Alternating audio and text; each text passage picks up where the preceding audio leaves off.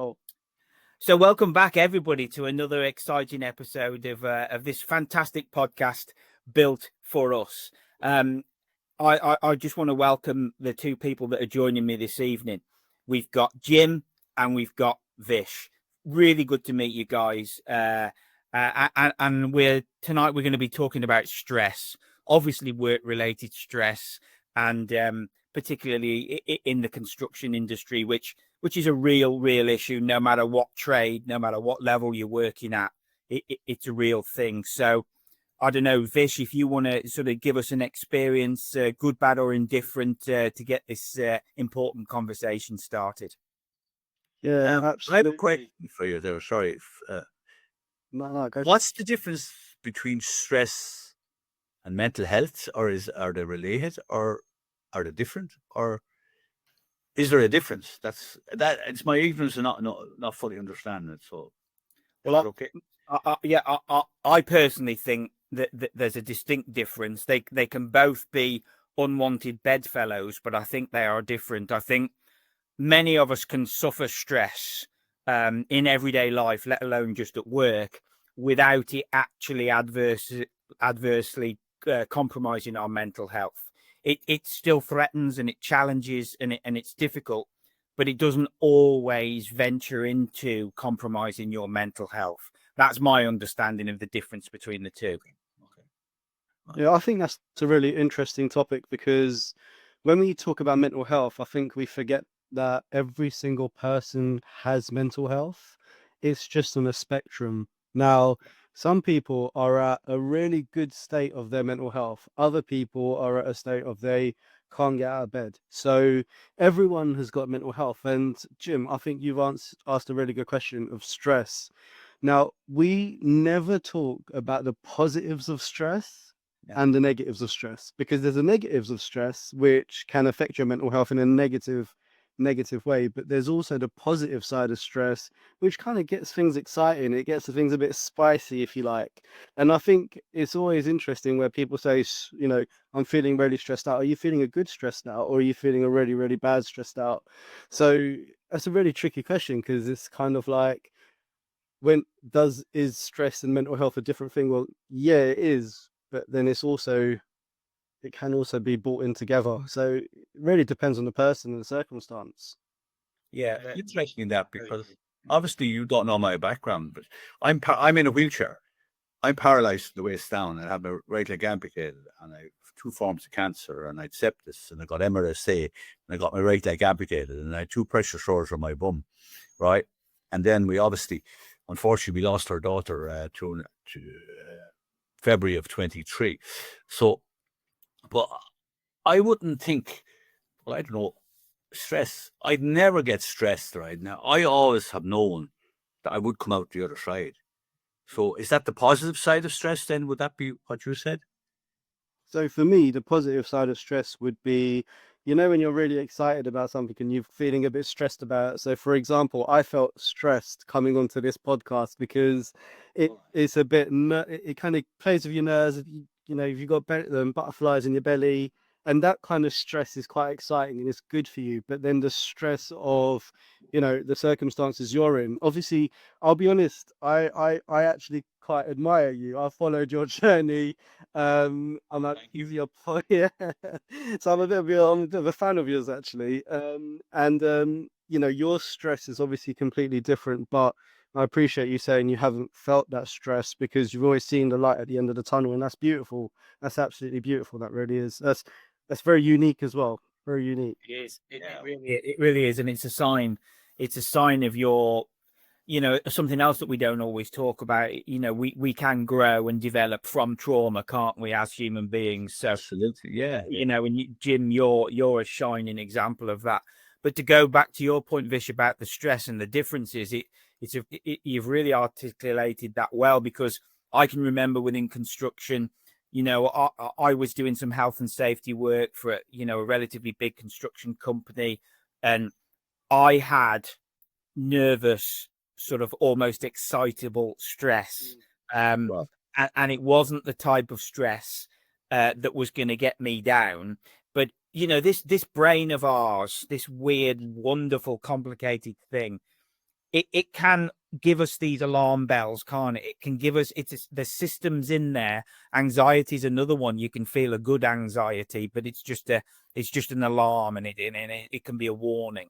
And with this stress, it's the same. So I remember being stressed about working with this company, but it wasn't a bad stress. So, but however, this example that I'm going to share, it did quite quickly, over a week or so, turned into negative stress, because the ethos of the company and the culture within the company, I wasn't aware of that. I'd seen the facade, I'd seen all the paperwork, I'd seen all the, the face value of the projects. But once I got involved with the people at a senior management level, not me, when I dealt with that senior management level of the company, the culture and the negativity from the top down really did start to become stressful, because, I'm a people person. So for me to do my job within health and safety, within construction, I had to connect with the people. If I'm not making it safer for people, not just me, but if health and safety isn't making it safer, well, then what is the point? It's not about policies and procedures and badges and stuff. It's to try and make sure that you go home the same as you came to work. So that I became stressed, because I could not get on the same wavelength as the guys that were running it. And the more I saw the way that they treated people of all levels, the more stressful it got for me. So that's just a small example of me becoming stressed within the construction sector. So I don't know if either of you have got any sort of similar tales. Well, I would, because probably last month was in Ireland, is the Construction Federation's safety fortnight. And I should say it as, well, what about the other 50 weeks of the year? And Jimmy, only you'd ask that question. But I said, everyone should ask that question, not only me. I said, how come it takes a man with a profound disability to point that out to you guys? And I'm not saying you want to have it every week, but it should be every week in some shape or form. But that was fine. And then you go in, right? And what really stressed me out was, right, when I'm doing my presentation, and I just said, who's the audience? Yeah, there's about 150 here. All right, that's okay. Right. And then they said, well, 35 to 40% of them are non-verbal English. And I just said to the man, well, why the hell are they here? What do you mean? I said, I asked the question. Don't answer the question with a question, right? Give me the answer as to why they are here. And why shouldn't they be here? There again, you've asked me another, like, I said, they shouldn't be here. They should be separate. And actually, it really pisses me off. That's stressed, I suppose, in a sense, by saying that to them, right? I said, you shouldn't make them feel special, but what you're not doing is feeling them included. Why don't you separate them, bring a translator in, and bring me in, and then they are included in the group. They're not special. We're all the same. And then the guy said, we heard about you. And I thought, oh, they heard about, what do you mean? He said, you shoot straight. I said, yeah, I think that's just for my professional. I'm a professional safety keynote speaker, but I can pick out and cherry pick stuff. And it's just, and then I just said to myself, do you know what I actually said to myself? Jimmy, shut up, switch off, go back to zone, go back to, because I was getting stressed out. Is that stress then, right? Wasn't it? Yeah. Well, I guess you could. At a high level. Well, it varies on each individual, right, and each individual circumstance. And like what you've just said there, I thought it was quite interesting, because for me, I think of life a little bit differently, and I've attended events where I don't quite understand exactly what's going on, but I've still felt included in a part of a community, which I thought was very special. And everyone's different, you see, and what stresses one person out, another person has a positive story for. So it's just an interesting one. But I don't know if you've heard of Chartered Institute of Building, the CIOB. Well, they done a study. They done a mental health study in 2020, and then they done the same study in 2025. And I believe it was with about 2,500 people, and they're all from the construction industry.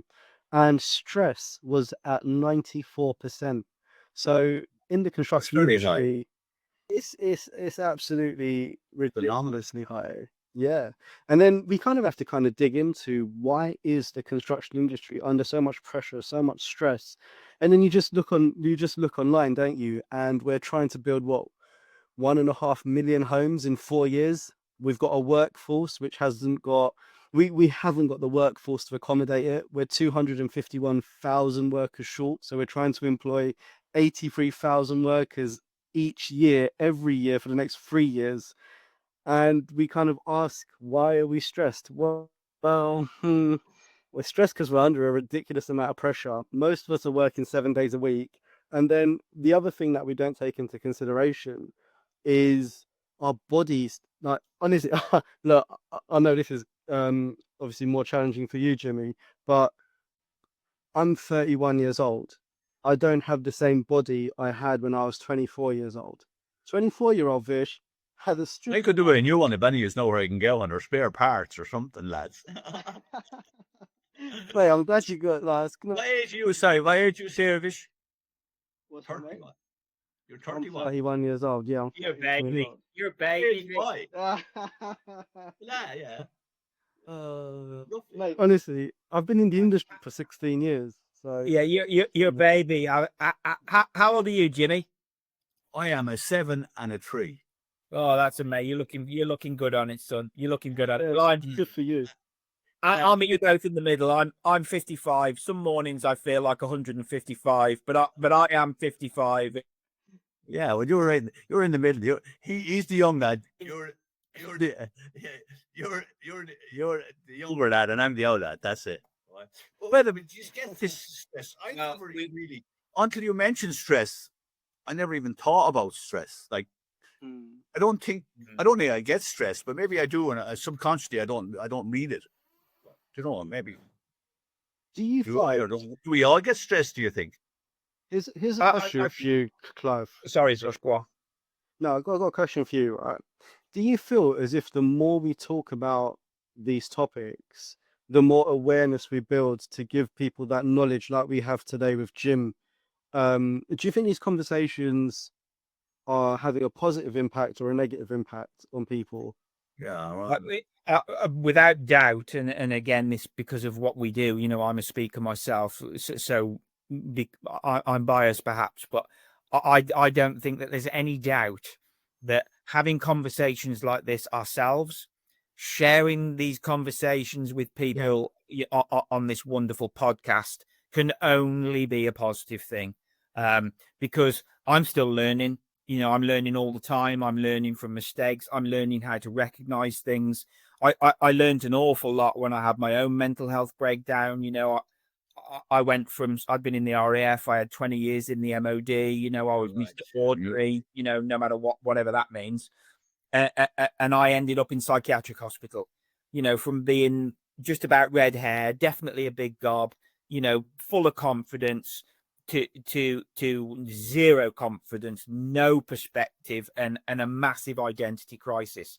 So I don't want anybody to think that Clive's got all this sorted, because Clive hasn't. You know, things mentally and physically, it is a challenge. But I have, and we touched on this before with Jim, that we can grow from trauma, and we can grow from mistakes, and we can grow from absolutely. from failure. Like, you know, we shouldn't be ashamed of that. When we feel vulnerable, we're not the only ones. But to answer your question, the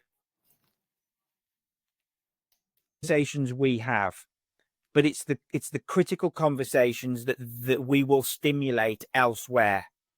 And I think the more we do it, and the more we share, and the more that we sort of remind people, and we can actively demonstrate that this helps, even if you just find someone who'll give you a good listening to. Stress is really dangerous. There's no two ways about it. You know, you can't necessarily measure it. It can be a difficult thing to recognize yourself. And you might not be stressed yourself. You might turn up on site and you might not be stressed yourself. But if there's somebody, that your supervisor, your manager, site manager, whoever, if they're really stressed out and they're not dealing with it very well that particular day, they will force that stress onto you. whether they mean to or not, the way they communicate, the way that they've got no patience with you, and that will then test your own resilience, and you can take on that person's stress. That's a real thing. So the more we learn about this stuff, the better, in my view. Vish, are you a speaker? Are you a speaker? Sorry, yourself, Vish. What do you actually do? What do I actually do? Before we get onto that, because I'm going to forget this otherwise. So Sorry. Clive, like, I just want to say that's a beautiful answer. Like, wow, like I didn't actually realize your struggle. So thank you so much for sharing that. But Yeah. Jimmy, off the back of that, right? Here's a question for you. That's how do we get more people? Because by the way, I agree with everything you've said as well. But how do we get more people to have that one open, honest conversation without making them feel uncomfortable or judged or feel cringy? Do you know what I mean? Like, how would you do that, Jimmy? But I think what we're doing exactly here is the way it should be. It should be just an open mind. You might think the question is stupid or silly or whatever, but if you don't, the stupid thing is if you don't ask the question, then you'll never know, right? Yeah. And most people will open up to you if you approach them in a proper manner, right? There is, and you have just said that there earlier on, Clive, because some guy could come and maybe he's stressed out or whatever, but he's kind of negative to you then. So there you have two negatives. What's going to happen during the whole thing? It's a mess, isn't it? You know what I mean? So sometimes to go forward, you have to take a step back, right? So sometimes that's why, and I always say this, you have 2 ears and 1 mouth. You listen twice, process the information. If you're not happy with it, or maybe the guy that's speaking to you is coming gung-ho for you, right? You said to him, sorry, leave that with me. I'll get back to you when I've processed it. Then he's on the back foot, is he not? So you do the reverse psychology against someone that is obviously coming that road. Has it happened to me? Yes. Have I dealt with it? Yes. But the advantage I would have in that is, and we said it, both three of us said it, I've traveled the road, but every day is school day, right? Today I was looking forward to this all day, right? So I'm not stressed. I'm delighted with it, right? So I think if you have an open mind, be happy, be healthy, and just throw it out there, right? I think that would help. Would it? Would that help? Yeah, no, So definitely. I think being in control of your own mindset, which is not easy, but not allowing that guy that's obviously overtly stressed, not allowing that to come back and penetrate your own mindset it is key. And we have that within us, and I know it all sounds a little bit idealistic, and when it's honking it down with rain, you're freezing cold, you're on a site, you don't want to be there, and this guy or girl it is emanating all this anger and stress. It's not easy, but it took me 50 odd years to realize that there's a huge difference between reacting and responding. I would always just react. And most of us do in real life situations. I respect that. But talking about stress, if we want to contain and hold back and minimize our own stress levels, preventing ourselves from reacting, just what Jim's just said, and giving yourself a breather to respond at some point afterwards, that definitely helps my stress levels. But it took me a long time to learn how to do it. Yeah. Well, it's really interesting because I think there's such an interesting topic. Just that one word is such an interesting topic because the other thing that I see is let's say if I'm in a bit of a bad mood and somebody's come up also in a bad mood, I always have the opportunity to kind of go, I don't have to say, oh, mate, go do one. I can actually say, you know what, mate, I'm really sorry, but I'm in a crap place right now. So maybe we can catch up later, or maybe at lunchtime we'll meet up. Yeah. You know what I mean? Yeah. Because I think that open communication, you don't have to be rude, but you can be direct in your answer. And also, there's a beautiful thing called the art of listening. Sometimes we don't need a solution. We just need to listen. And guys find this so hard. I know You come with me with a problem. I'm like, solution, solution, solution, solution. I need to find you a solution. Sometimes we don't need to. We just need to listen. No, to say you won't learn from talking, you will learn from listening, right? Because you can talk all the time, right?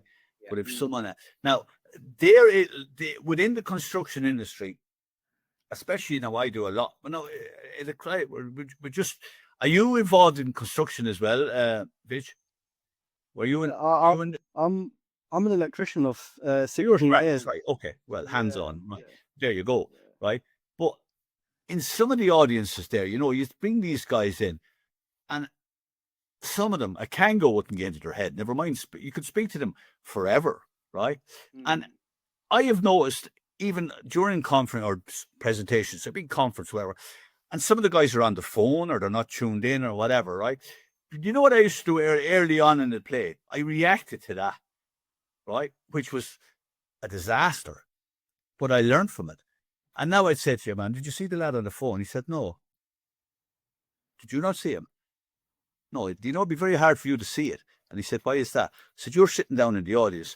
You should be up here beside me, right? You should be looking at them, not looking at me, right? And then you'll know. So is that you're not getting the observation and you're not picking up on it. Well, which lad is it? I don't know who he is. I'm not going to tell you. You should know that, right? But, I think the point I'm making is everyone doesn't tune in when you're speaking, no matter who's speaking. They don't. And there's always that 3% that they're the ones you're looking for. But there'll be a different 3% tomorrow and a different 3% the next day, right? Within a group. Would you agree? Yeah, definitely. Definitely. I talk about stress a lot when I go into prisons. I work in the prison service quite a lot on a voluntary basis. And yeah, it doesn't matter if it's a double Cat A place or it's an open prison. The potential stress levels in that room can be quite extreme because some of them they don't want to be there. Some of them are there just because they want to get out the cell for a couple of hours.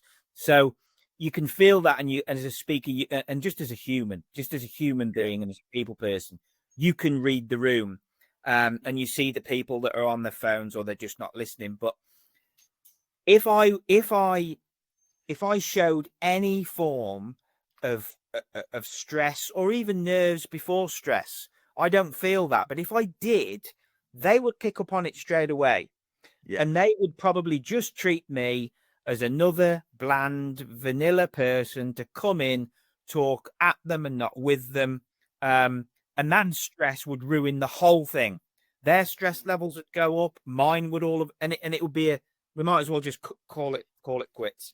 Whereas because I have a bit more experience now, and because I don't feel stressed in that situation, it's always very well organized. It's all, there's security everywhere. I got to tell you, I've in those scenarios, they are some of the most rewarding, productive sessions that I do. Compare them to any of the barristers or the foundations and all the other stuff that I do. Because they realize that no one's made me be there.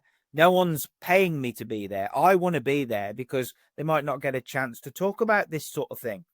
But the point is, I only bring this up because one, if you'd have said to me a few years ago, Clive, you should try volunteering, I'd say, oh yeah, I know, but I haven't got time. Let me tell you, when you're doing something for someone else, when there's nothing in it for you, it is wonderful. But most importantly, with the topic of this evening's conversation, stress could, for me, kill it for them. But I don't let that happen. I just want to swing back round into construction and the suicide rates. I always think to myself that, so I don't know if you know this, but in the construction industry, more than 1 in 4 people have suicidal thoughts. So I always think to myself, I'm not preaching to the 3 out of the 4 people in the room. I'm preaching to the 1 person, and out of the 3 other people, I hope they just get one little bit of information, because, as you said, this isn't about reaching every single person. This is about reaching those that need to hear it. And yeah, when you're stressed out, life can feel overwhelming. It can feel like your whole world is coming down in front of you. But find support. There's incredible people doing incredible things to give you the support you need. So if you're in that position, you're listening to this podcast and you feel like you're overwhelmed, you're stressed, you're struggling with depression, anxiety, then please, please, please, I know it's hard and you need to pluck up that courage, but please, please, please go find that support because somebody will help you. You just got to pluck up the courage and find the help because it's there.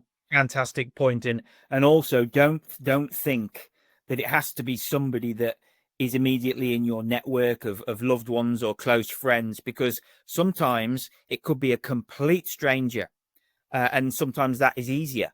But there's people out there that understand about effective communication. They understand the difference between sympathy and empathy, and they genuinely just want to help. So you're absolutely right, Vish.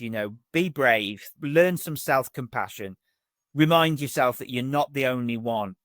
And the brave thing is to make that first step and be willing to talk about it.